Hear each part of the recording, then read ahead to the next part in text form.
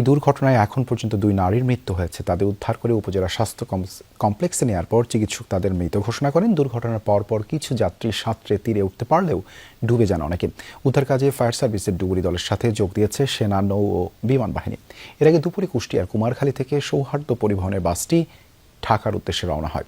পথে বেশ কিছু যাত্রী তোলা হয়।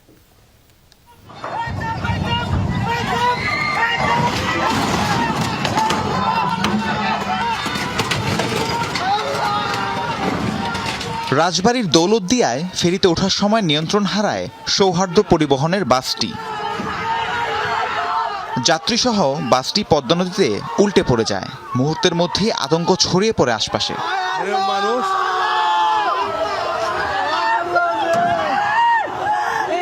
প্রত্যক্ষদর্শীরা জানায় ফেরির জন্য অপেক্ষা করছিল বাসটি।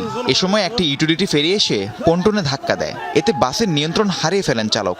এক পর্যায়ে বাসটি যাত্রীসহ উল্টে নদীতে পড়ে যায়।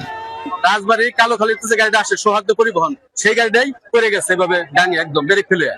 মানে ড্রাইভার বাঁচাতে পারে নাই, ড্রাইভার চেষ্টা করছিল আর ড্রাইভার ভিতরে ছিল, ড্রাইভার বাইরে পারে নাই।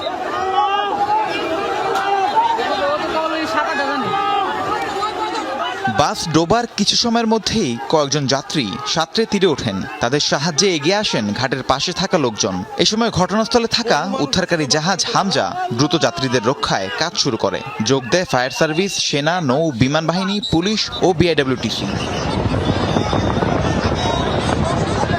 আমার ছেলে, আমার ওয়াইফ আর আমার শাশুড়ি আছে।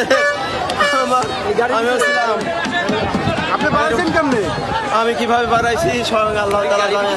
আমার বউ আর আমার বাচ্চা ছিল, আমি বাইরে বেরিয়েছিলাম ভাই একটু ফেরি দেখার জন্য যে ফেরি আসতেছে নাকি, আর ওর মধ্যে ফেরি টান দিচ্ছে গাড়ি।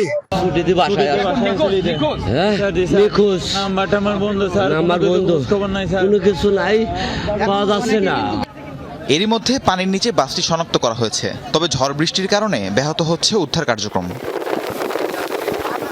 রাহিম সারোয়ার, যমুনা নিউজ।